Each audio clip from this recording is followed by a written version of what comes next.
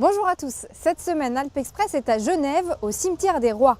C'est ici que se déroule en ce moment une exposition d'art contemporain. Nous sommes allés à la rencontre de celui qui a eu cette drôle d'idée d'amener l'art au cimetière. Se promener dans le cimetière des Rois, ces derniers temps l'expérience peut se révéler déroutante, glaçante. En particulier avec cette œuvre sonore près de la tombe de Jean Calvin, d'où s'élèvent ses battements du cœur, ses ronflements. Comme si le célèbre réformateur protestant était toujours parmi nous. L'artiste ici a enterré un système sonore sous terre, assez proche de la tombe.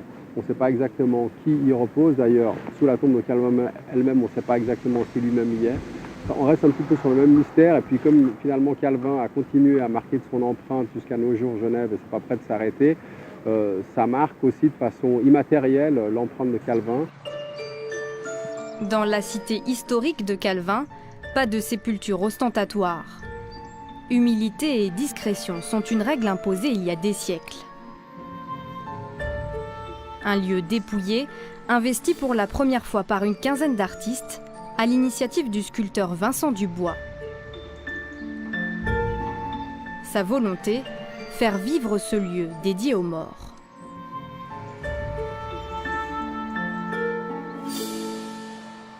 Comme il y a une sorte de vide culturel, une sorte de vide émotionnel qui se crée autour des cimetières, un vide même un peu sacré, un vide de sens tout simplement, en venant avec l'art, en travaillant simplement fondamentalement sur ce que l'art doit être, c'est-à-dire réfléchir sur les choses, on s'est dit qu'il y avait beaucoup de problèmes de société qui pouvaient être traités ici par là, que ce soit la solitude, que ce soit le jeunisme, que ce soit le capitalisme, que ce soit la rapidité, la révolution numérique aussi qu'on traverse, etc. Le monde de l'image qui se heurte aussi avec les vieilles pierres.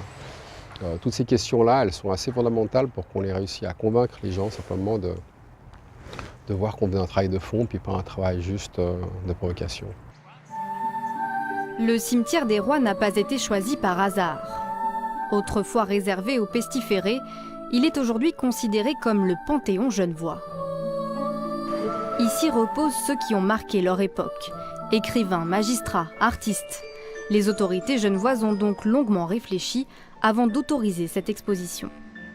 On doit être prudent parce qu'il s'agit de veiller au respect de la paix des morts.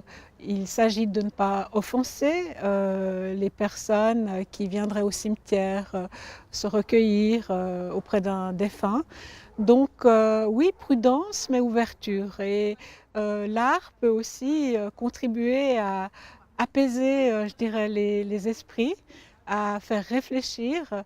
Donc finalement, ça s'intègre assez bien dans un cadre qui est celui justement des cimetières. Bernard Créta étudie la mort et les rites funéraires depuis 30 ans.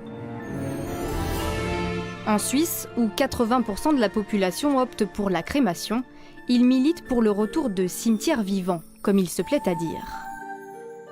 Il ne faut pas que l'exposition qui a été faite au cimetière des Rois deviennent du monumentalisme artistique. Il faut, et c'est mon invitation à eux tous, le point de départ pour qu'un jour ils réinvestissent un vrai cimetière qui reprend, grâce à ce travail artistique, vie et forme en quelque sorte. Et l'initiative genevoise pourrait bien faire des petits. Des projets d'exposition au cimetière sont à l'étude, à Zurich et même à Paris. L'exposition Open End, c'est jusqu'au 30 novembre au cimetière des Rois. Tout de suite, un résumé de l'actualité chez nos voisins suisses et italiens.